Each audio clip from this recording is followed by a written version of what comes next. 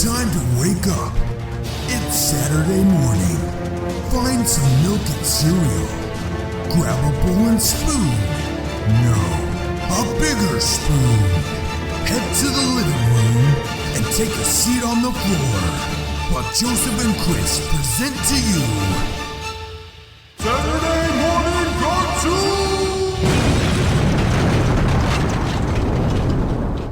Hello everybody, welcome to Cartoon Boom! This is a show where we wake up with a Saturday morning song, topped on the floor with a big bowl of sugary cereal, and we'll try your favorite cartoons, both old and new. I'm Joseph. And I'm Chris. And this morning, we watched The Devil is a Part-Timer. What's the name of it in Japan? How do you say that? Hataraku Mao-sama, which is Working Demon King or Demon Lord at Work. Wow, that's a lot less catchy than The Devil is a Part-Timer, I think. Well, I've had a few bosses that can apply to you back in my day.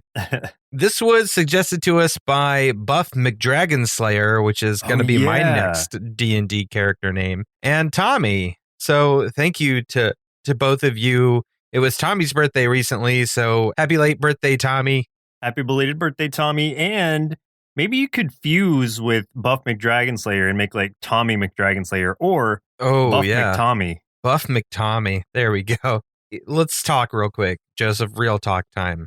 Mm-hmm. Because Tommy's a friend of ours. Yes. But Tommy is also the one that got us into a lot of trouble back in the day. Tommy was the one that got us to watch Winx Club. Oh, yes. Okay. So this is his redemption, I think. This is what he's doing to try to redeem himself.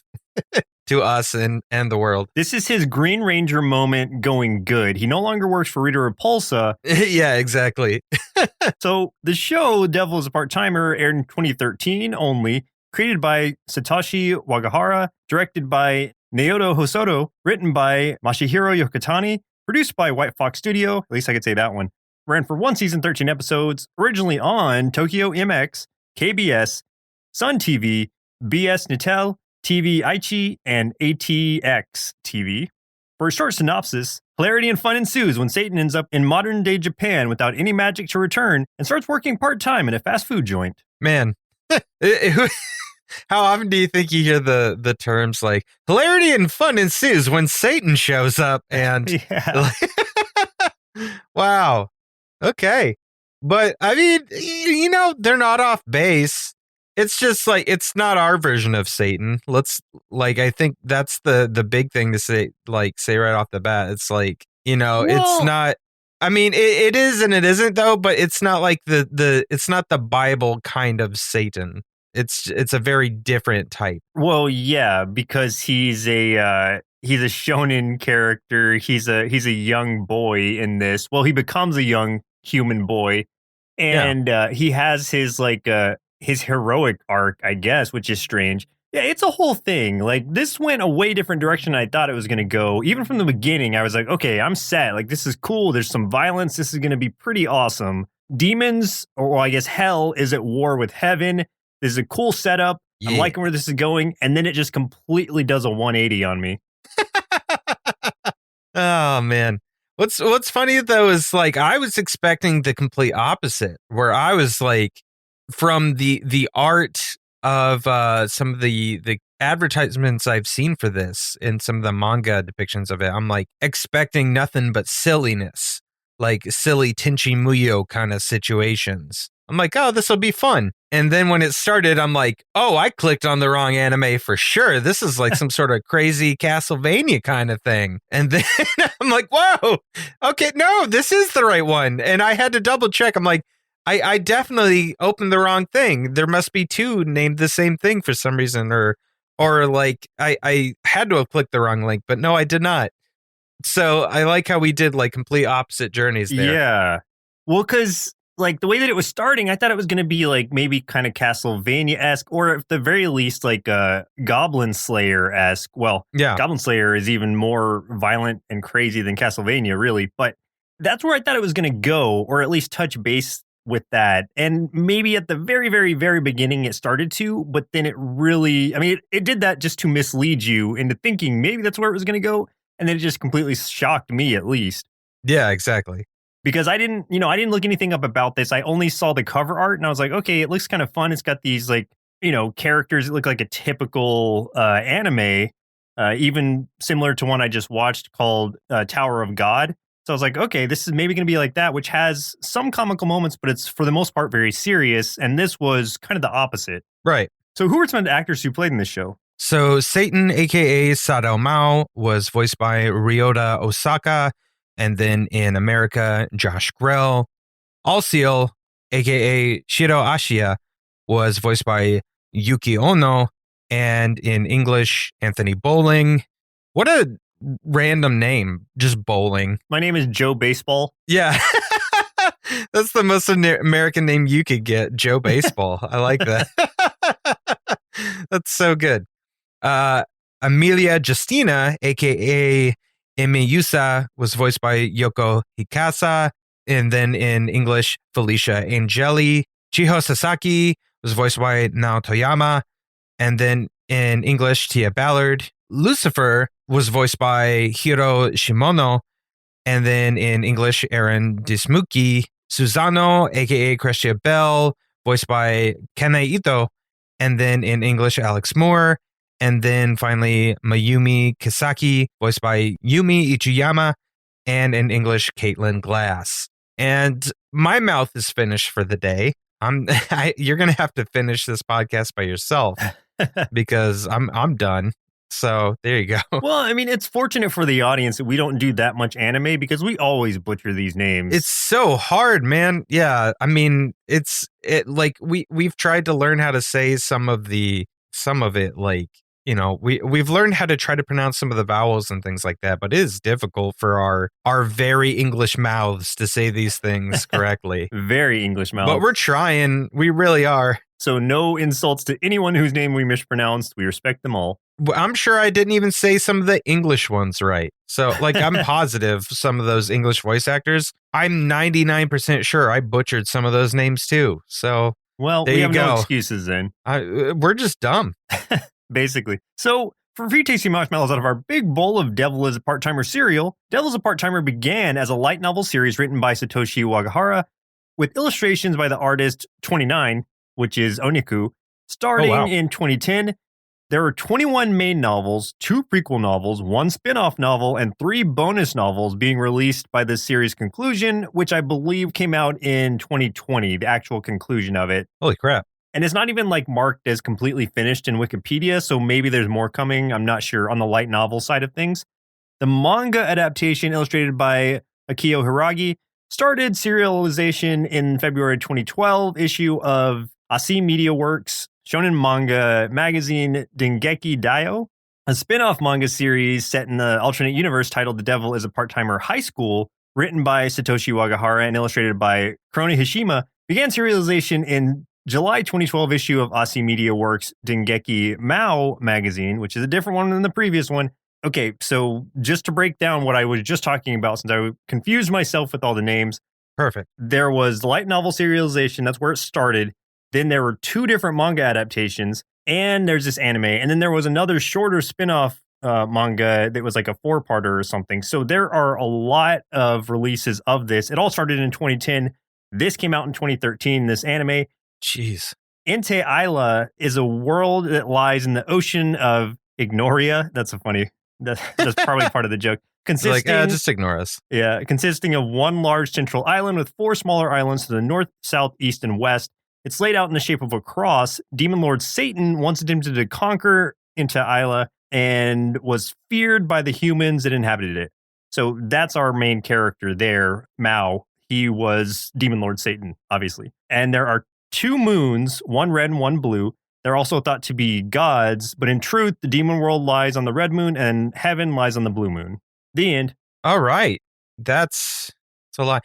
Okay, do you know what is a light novel? Is it weird that I don't know what that is? Does that make me a noob? So I guess it's just like young adult novels in Japan. Oh, okay. That's interesting though. Like I'm very much interested in this world, so I might have to check some of these out. Definitely the manga at least, because I like pictures more than I like words. Words are hard. Yeah, this world was very interesting. Just the layout of it and everything going on. But then it just turned into like a slice of life anime, which I'm usually not a huge fan of, but I think it balanced it nicely with some action and some, I guess, supernatural aspects, and it kind of kept my attention. Oh man, I'm here for the slice of life stuff. I'm here for it all. But speaking of the devil working part-time, Joseph and I have been streaming part-time over on Twitch lately. So you can catch our live streams after the broadcast is over and uploaded later on YouTube. If you want to hang out and play some live games with us, head over to twitch.tv/nerdsloth and follow us there, or subscribe to show your support. We're constantly adding new and exciting things for you on that channel so that there's more stuff for you to do. And we want to grow as much as we can so we can provide more and more options for participation and make it fun for everyone. So again, that is twitch.tv/nerdsloth.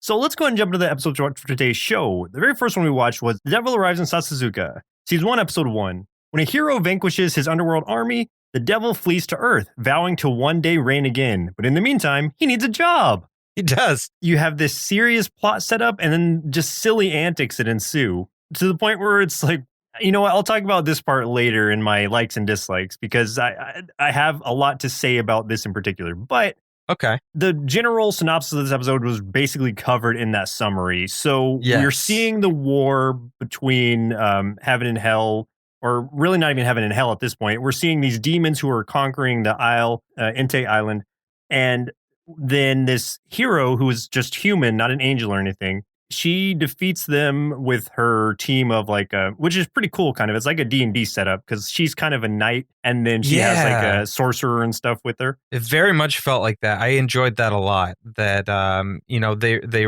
called it a hero and her various companions, and I was like, oh my god, it is just like it's like a game. It's like a D&D campaign. It's so cool. Yeah, and so she is able to drive them off and almost like lands a killing blow on Satan himself. Then he jumps through the portal that randomly like transports him and Alciel, who is one of his generals, to Earth. They then are just sort of like bumbling around trying to figure out like where they are, what happened. Like Alciel is completely drained of all his magic, so he can't do anything, even though he tries to when they get confronted by those police officers. But they've inhabited the bodies of like basically teenage boys, so they don't look threatening. The cops are coming over there just to like check and see what's going on with them. And Alciel tries to drive them off with his magic that he does not have anymore.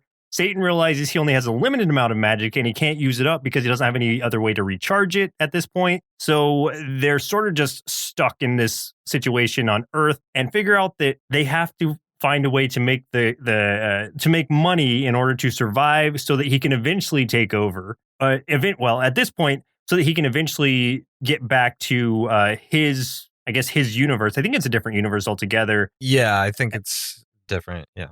So yeah, their idea was basically like they're just gonna have to bide their time in this world until such a time that Satan can rise to power again. So taking on human identities, since they now resemble regular humans, that means getting an apartment, getting driver's licenses, living like humans, working jobs, doing the domestic thing. That means changing their names. So Satan is now living as Sadao Mao, and he gets a job at McDonald's, which is it's so funny. I wonder what that's making fun of. Yeah, I wonder. Alciel is he takes on the name as Shiro Ashia and keeps getting fired from jobs, we find out, and instead like he's basically just ends up kind of just taking care of the home life, like doing the cooking, the cleaning. Well, but that and also Mao, researching. Yeah, Mao assigns him to research a way to regain their magic. Yeah, like so he goes to libraries, things like that, looking at how to get their magic back. So it sounds like that the reason they don't have magic is just because magic doesn't really exist in the universe they ended up in. But like if it did, they would have been fine. So it's like I guess it's that there is some magic, but it's because it's so minimal. That's the reason that they're so weak here. So there's like got to be a way. They just don't know what it is yet. That's basically the situation. They're like, okay, we will bide our time. We'll make money. We will scrape by until we can ascend to power. But like Mao gets super into his job and takes so much pride in it and his coworkers, which is hilarious. And then like the big thing is that he meets this redheaded girl one day on his way to work. When it's raining, he gives her an umbrella. And later on in the episode, when he runs into her again, and I think he just kind of assumes that she was gonna like come say hi or something, she reveals that she's been watching him all day. And not only does she know who he is, but that she was actually the female hero, Amelia, that struck that blow to him, that injured him, that made him had to flee in the first place, and is now here. Like she has followed him through a portal to here to finally kill him, which is kind of revealed at the very end of the episode. And now she goes by Emmy. So that jumps into the second episode we watched, which was The Devil's Budget is Saved by Neighborliness. Season 1, episode 7. And this was it your pick or the listener I picked pick? this one. So the reason I picked this one is just because the highest rated one was not the very last episode, but towards the end. So I'm like, I'm going to pick something kind of in the middle. And the plot of this one just, or the title of this one sounded kind of fun. So I'm like, Neighborliness, that sounds cute. Let's see what it is. Yeah. And I'm glad I picked this one because it was fun and it led really well into the episode that we watch after this one. Exactly. Like super well. This was a really good introduction to a character who plays a really big role in that last episode we watched. So in this one, Mao and company find that a young lady named Suzuno has moved in next door. She is quick to make friends and starts helping them out. Yeah. So, okay, let me set this up as as at least part of a lot of the episodes that we watched. And here's the slice of life portion. Has basically nothing to do with the supernatural aspect.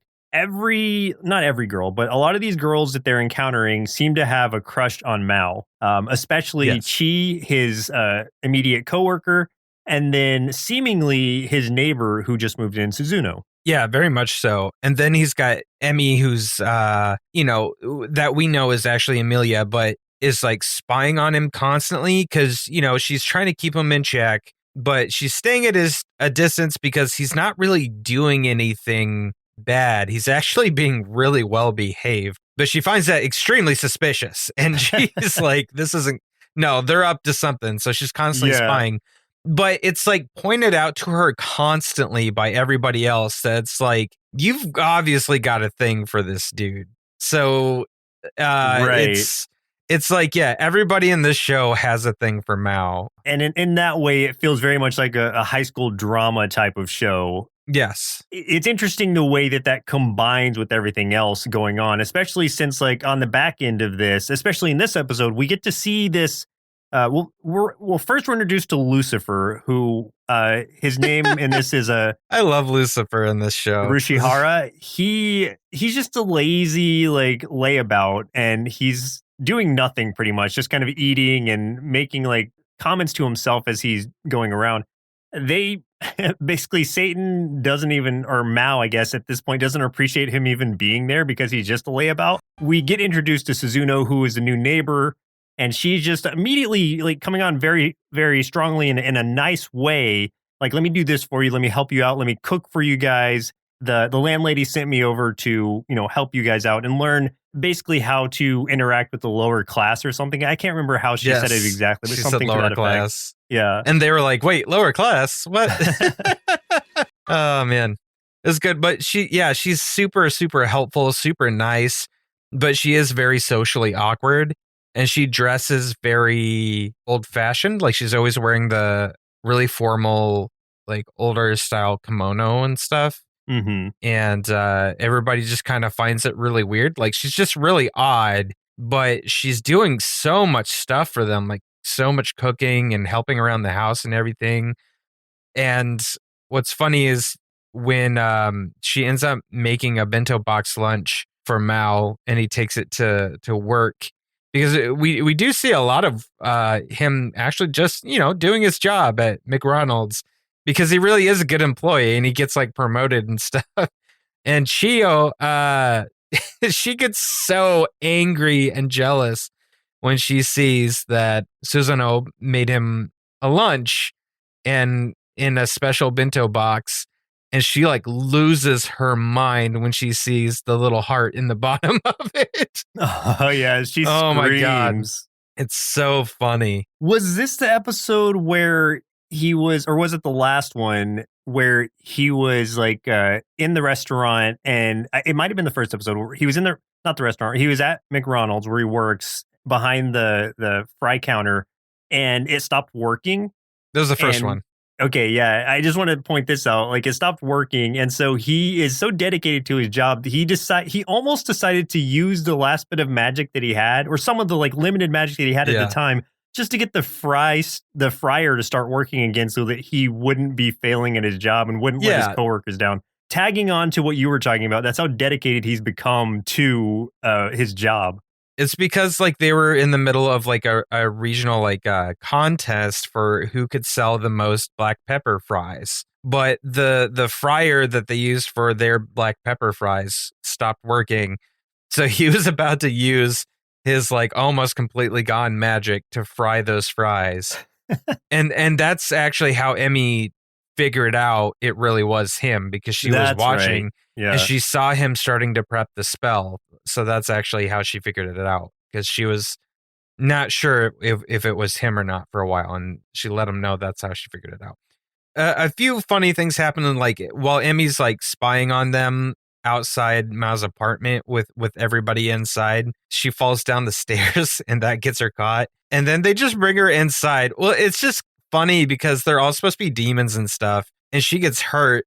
And they bring her inside to nurse her back to health, and they're all just so kind to her, and she's just so mad about it the whole time.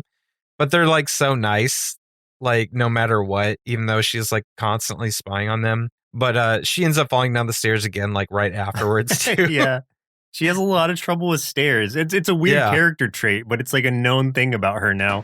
But like later on, it shows Emmy at like a convenience store, and somebody comes in like they're going to rob it. And she, of course, tries to defend it because she has a magic sword that she can use. And I'm trying to remember the name of it. It's a really weird name. The Better Half. The Better Half. That's right. So she summons it to try to stop this attacker. But this attacker uses magic against her that nullifies her own magic. And it's like such a weird moment. And like he really kind of gets her on the ropes a bit. Yeah, like he has a scythe that he's fighting with. He has purple eyes, and he's shooting like purple beams, energy beams from them. And he nearly takes her out. But then the clerk from the from the convenience store comes out and like starts throwing oranges at him or something. Yeah, that's what chases him off. Yeah, he just gets hit with an orange. And that's when the episode closes out kind of softer than the one before, where Chi calls Emmy and is just wanting to tell her about, like, she's acting like very serious, like she needs to talk to her badly, but all it's about is about the heart in the rice that Suzono, in the bento box that Suzono made for Mao, and that his neighbor is a she. Yes. She was just so upset about that. You can really tell that Emmy had given her phone number, to try to keep tabs on Mao as like because she does the same thing with the new neighbor too. Right. Like as if he does something to you, if he does anything wrong, like you call me. So she gets this call from her thinking like, oh, what did he do? Like, was he done? But it's just her really mad because she's so jealous. Yeah. And she just needs to vent. She has this huge crush on her, and it's a comical crush. Like, it's one that is completely not reciprocated from what we can tell. Mao has, I don't even know, Mao might be oblivious to it, but he's just treating her as a valued coworker at this point. I don't think he is, because I think one of the episodes that we missed is, I think him and Chio, I think they went on a date in another episode. Oh, okay. Before this, I think. He's just acting very aloof is why I even say that. Yeah. So that'll just take us to the last episode we watched, which was The Devil Carries Out His Duties, season 1, episode 12, which was the second one before the last one, and the highest rated duty. The Archangel Serial is waiting to torture people to get what he wants, and he's confident no one can stop him. This is easily the most serious episode, and really sets us up in a way that you're honestly not sure. There's a lot of tension, because you're not sure how Mao is going to defeat this Archangel, especially since Mao has, like, he's completely out of magic. Well, he's almost completely out of magic and does run out before he even gets to face him. So you're like, well, what's going to happen? And I like the way that it did turn out. This is the kind of show that I came for, and I'm glad that they at least had this here. Heck yeah. It was really cool. So what I liked about how this starts out is that the episode we watched before this led pretty perfectly into this. So the guy with the scythe we talked about ended up being the Archangel Serial. So that worked out really nicely. And also apparently Susanoo is also not just a regular person, but she's a part of some sort of like celestial body kind of thing. Like she's not an archangel. She's some sort of like judge or they're both part of the Doctrinal Correction Council. Yeah. So she also is kind of on Sariel's side, not 100%. The two of them almost seem like frenemies in a way, like they're fighting for like the same kind of thing, but for different reasons, and they don't really like each other. Right. Like Sariel is really dedicated to what he's doing, to his job as the patron angel. And she is at this point kind of questioning things. And very likely because she's witnessed Mao and all the things that he's been doing and all the help he's provided to everyone in the process of her watching over him. Yeah. And when Mao does arrive, so like Sariel's got Emmy tied up on this rooftop. He's trying to get her sword, or trying to get her to summon it, but she can't summon it on command like that. And I didn't catch everything that was going on, but there's something going on where she can't even summon it at all at this point. And he's got Chi tied up on the roof, and Mao is rushing over there trying to save them. Like he's in the streets trying to get to that building. There's like a force field around it, and he uses the last of his magic to break that force field so he can get through when Crestia attacks him, and that is who Susanoo actually is. And basically they have a little bit of a, well, I say they have a little bit of a fight, but really it's just her attacking him. He doesn't fight back, which is what prompts her to question like her allegiances. Well, I mean, I guess put on top of the fact that he's out of magic by that point, because he used the last of it to try to break the barrier that Sariel had placed around where he is and where he's holding the others captive. So he used the last of his magic there. So he didn't even have any more when he was attacked by Belle, Crestia. Yeah. And at that point, you know, you see that he's not interested in fighting her. He doesn't want to. He's, well, the way that he puts it is because he's dedicated to, he has a duty to protect his employee because he is a shift manager. Yes. And that is, he's obligated to do so. That's so good.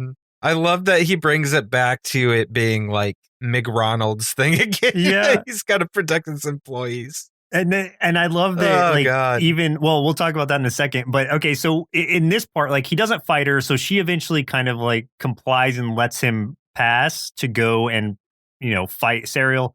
So, but then he starts stripping down, and we find out he's just like, I don't want to damage my work outfit because then it comes out of my paycheck if it's damaged off duty. And he goes through this whole spiel about why he can't do it.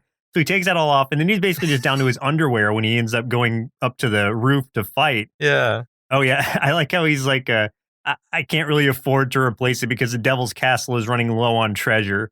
The Devil's Castle is what he calls his very small apartment that they've rented out. Yes. I love that he refers to it as the Devil's Castle. Yeah. So That's she beats him, but she doesn't kill him. He runs off to save Chi and Emmy.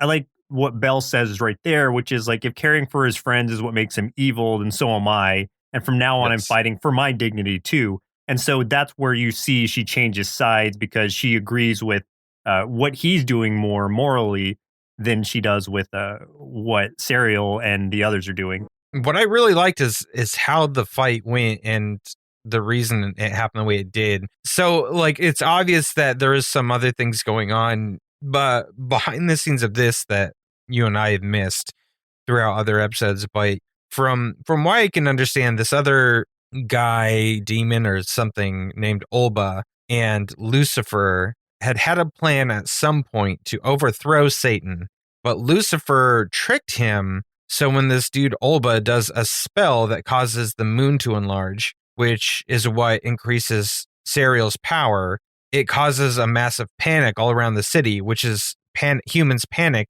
is what fuels Satan's power. So then Lucifer knocks Olba out, which kind of ends that spell so that Satan is the only one that's still staying super powered up. Mao basically becomes his like demon Satan form again. He's all super powered up, and like Sariel's just buff. like, yeah, Sariel's like, oh crap. Yeah. But he tries to fight him anyway, and it don't work out so hot for him. No, it also powers up Ashia too, who has been sick since the episode that we watched. Like he was sick in the last episode, and then is in the hospital in this one. Like he's just getting weaker and weaker. Yeah. So he gets his power, and we're like, all right, he's gonna go help him, and then it cuts away from him for a second. We go over to Mao, like basically almost. Well, not even almost. He's taunting Sariel, and he calls him a douchebag. Yeah. So basically, funny. like you chose to dance with the devil, so now I'm gonna mop the floor with you. And he's got his complete demon form going on. He's got his red eyes and his big sacred sword. He looks awesome. Tells him to beg for mercy and see what good it does him. So he's just being like full on evil demon at this point. He does defeat him, but it's not like. Even like all this, like it seems like it would lead to some kind of a huge violent fight. It's just like a slash. You don't even see it really. And then you just come back to him like kind of buried headfirst into the top of the building, like legs comically kicking up. And it's like, oh, okay. So here comes the comedy again to counter that. So there's always levity on top of any serious moments. And Alciel shows up super late, like at the very end. Because he had to go pick up his cape at the apartment before he didn't want to show up without his cape. So he missed the entire battle, and he gets there and he starts crying because he missed it all. Even at the end there where they're talking, like everybody, Mao realizes he left his uniform. He left his uniform and he missed work, so he's going to be in so much trouble. And then she is upset that her perfect attendance record is going to be disrupted. Yes. That's the funniest part of the show is like how concentrated they are on doing their job, being successful, not failing at their McRonald's job, which is such a completely unimportant to everything that's going on. Like even a fight between heaven and hell, like can't supersede their need to have perfect attendance at work. Exactly. Yeah.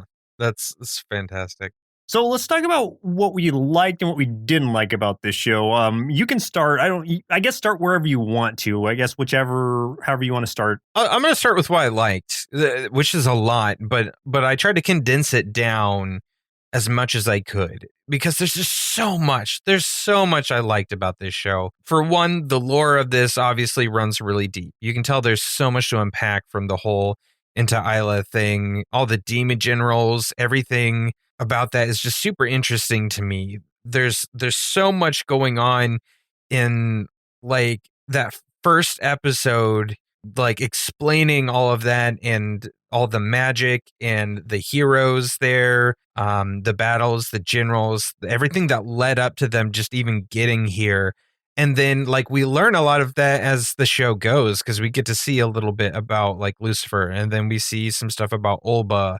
And I'm like super interested in learning more about some of those other characters and where they come from and what's going on there and the role that magic plays and all that kind of stuff. Like that's super cool to me.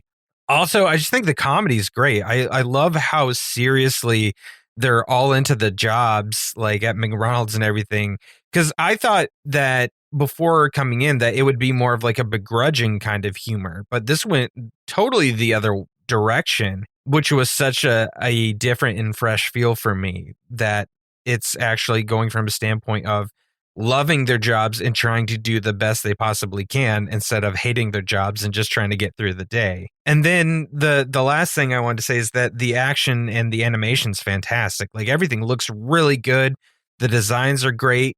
The fights look amazing, especially that first episode. The first part was super brutal. Again, like I mentioned earlier, very similar to Castlevania, in which I hold in really high regard. Like I thought I had clicked on the very like the wrong show, as I said, because I was just like, wow, this is super violent, super gory. This is not what I thought this show was gonna be.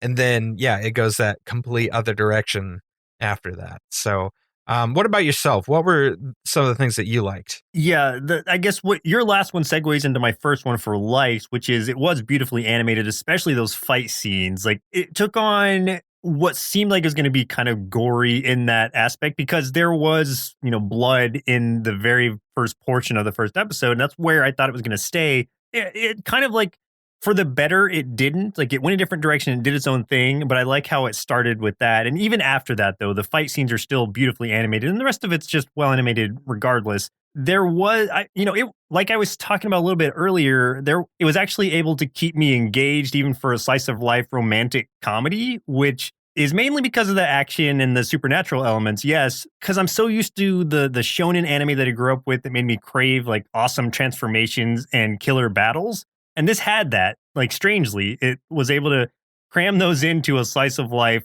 in the slice of Satan's life. And I appreciated how they were still able to pull me in. It was very well rounded in that way.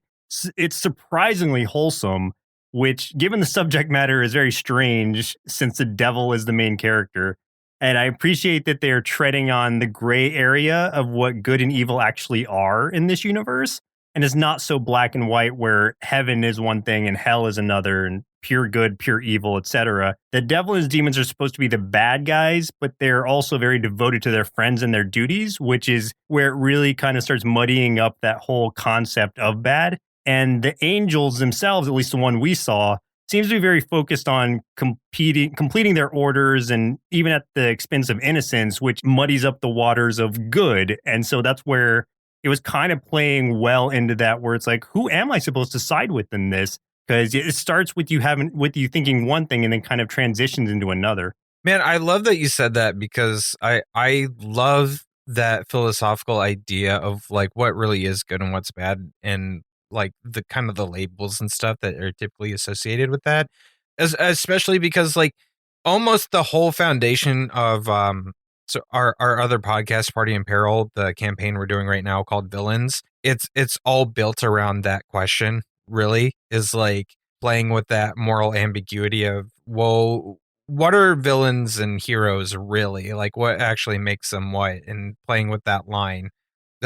So I love that this show did that, because I always find that argument and those questions to those kind of philosophical discussions fascinating, of like, what happens when the heroes do bad things, and what happens when the villains start doing good things. So yeah, it really plays with those labels to where you start to kind of question, I guess, which side you would be on in that situation. Exactly. What are some of your dislikes then? So if I've got any complaints about it, it's just that I wish that there were more episodes, and, because there's only the 13, and I think that with the amount of other stuff that there is out there with the manga and the light novels and stuff, I mean, there's obviously a ton more story that they could do.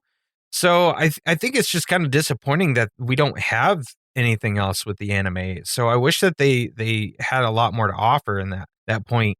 The only other thing is that it gets just kind of annoying and a little tropey doing the typical anime perviness that so many of them do. I mean, it's definitely not as bad as many others, but this one does absolutely jump into the, hey, it's anime, so we definitely have the one scene where we compare the girl's boobs in an episode, like on the rooftop. Right. The archangel like opens her shirt and is like, oh, you have a flat chest. Unlike the young girl over there, she's much more curvy, like, kind of thing. And I'm like, man, this is, come on, like, so unnecessary, but whatever. I mean, that's just more of a cultural comfort thing, which is definitely, it's different in Japan, that's for sure. Well, and this was early 2010s, I guess. This was 8 years ago now. So it's like, I don't know, maybe it was a little looser in that sense. Maybe. I agree with you, though. Like, that part was like, it didn't make me uncomfortable per se, but I was like, oh, Chris isn't going to like this. I knew you were going to say something about it. Yeah, it's just like, I don't know. I just get tired of it. Like, it's like, yeah, I get it. Boobs are cool. Let's go. Well, but to its credit, though, there's no nudity or anything. It's just like commentary. Right.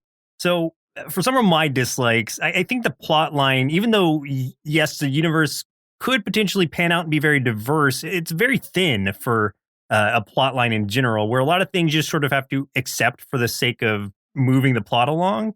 Like, why is Satan given to being bound by society's rules so readily? And why are he and the hero basically being shipped to be together there's just questions where it's like, yeah, like maybe you could lead up to those things. And maybe it's because the episode, or maybe it's because it was just happened in such a short time, they had to kind of speed through things. It seems like Mao was just so ready to give into like the human society's rules so quickly that it's like, wow, he really didn't even try to fight back. And then the villains to a degree, and by villains in this case, I mean like the angels, they seem kind of weaker or underdeveloped. Like they'll talk big briefly, but then when it comes down to it, it seems like they're very easily defeated and don't really put up much of a fight. And for the most part, I guess they're just filler there for the sake of satisfying like the action / drama aspect of it. And the real life stresses though seem to be what are taking the forefront, and that's probably as intended. Like it seems I was more stressed watching him like fight against that broken friar than I was watching him fight against the archangel, because he had more control over that situation than he did over the previous one. So it's just part of being a slice of life anime, I guess, and that's fine. But I guess lastly, and this is all of these are I say with just a grain of salt, because I just wanted to pull some things that were standing out to me. But I think it may have been trying to do too many things at once, or be too many things at once, where it was jumping from action to comedy to drama to slice of life. So it's like it tried to put all those elements in, and some of them it did like really well for the most part. But I think it may have been able to benefit from focusing more on just a couple of them, since comedy was the strongest aspect of it. Maybe they could have dropped a little bit off of something else. But as a whole, I think I did enjoy it. Maybe though they could have strengthened up some of the portions of it that felt a little weak. I think that those are all like really good criticisms of it, because I think it's a really strong show that had just a couple of things that really could have like, put it like all the way at the top. Well, Chris, looks like it's about time we send our inner kids to Japan to get a job working for the devil at McDonald's, and maybe ask them to bring us back one of those giant trash bags full of burgers and fries.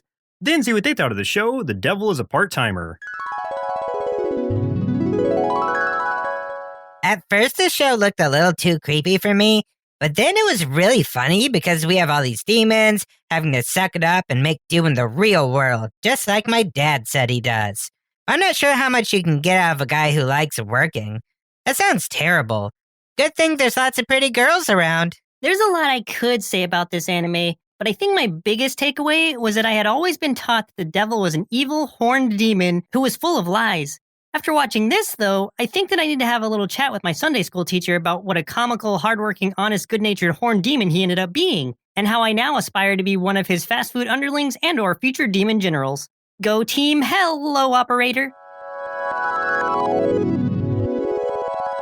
Man, I had a really great time with this one. It was really hard for me not to just binge watch the entire thing, but I kept myself from doing it because I didn't want to confuse any of the episodes, which I knew I would have if I did do that. But now that we're done reviewing it, I'm probably going to watch the rest of it, because I gave this anime 4.5 bowls of black pepper fry cereal out of 5. Yeah, I was kind of the same way, where I was wanting to watch more of it just to kind of tie some pieces together, but I resisted, as I always do when it's those shows. I almost did the same thing with Samurai Jack. That's how I know that it's something I constantly have to resist doing. And this one, I'll do the same. It's short. It's only that single season, 13 episodes. We've already seen 3 of them, so just 10 more episodes to go. It'll go by quickly, and then I'll feel satisfied until I'm like, no, I need more. And then I have to read all the novels and light novels, etc. But for what it was, I really enjoyed it. And overall, I'd give it 4 big bowls of Lazy Lucifer out of 5. And I think this one's definitely worth a shot, which you definitely need to watch it before March 31st, since Netflix kept reminding me that it will no longer be available after that. Yeah, they were very adamant about that. They're like, hey, it kept popping up every start of every episode. Before we go, we have a 5-star review on Apple Podcasts with a comment left for us, and I'm going to read that now. Here we go. 5 stars. This is from 49er420. Well, okay. Oh, man. Oh, dude. Okay, they say, thanks. Great fun. Love the sound effects. Papa Smurf waits. What? Was that a reference to something we put in the Smurf episode? Man, I don't think we did a Smurf episode yet. I'm like, What? What is happening? Oh, well, I mean, thank you regardless. Yeah, Even thank if we've you. forgotten what you're referencing. I'm creeped out, though. What is Papa Smurf waiting on? Papa Smurf waits. Is he the Papa Smurf? Was Yeah. he? Yikes. What is he waiting for? Dude, I'm afraid to leave the house now, more than I already was. I'm afraid Papa Smurf's waiting out there for me. Yeah. Where's he waiting? Yeah. I'm never sitting on the toilet again, I'll tell you that. No, he's waiting. Thanks for the stars. Yeah.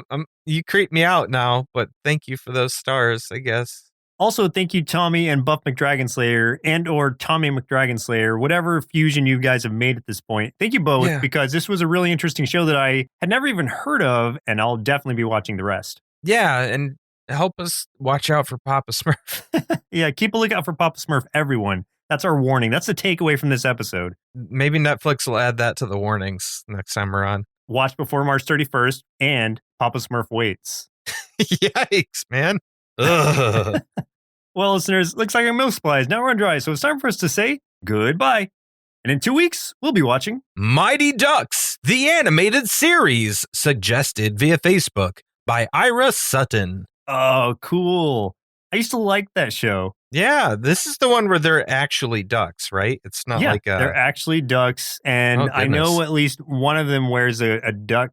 The hockey mask you see in the Mighty Duck team symbol is on one of those ducks' faces. Okay, cool. That sounds like a fun time. I mean, it's just one of those anthropomorphic animal shows that we got back then, like Biker Mice from Mars, like Ninja Turtles, et cetera, et cetera, et cetera. So, so it's going to have some 90s tude, is what you're saying. Oh, yeah. So much 90s tude. These are 90s the tootiest characters. The tootiest ducks.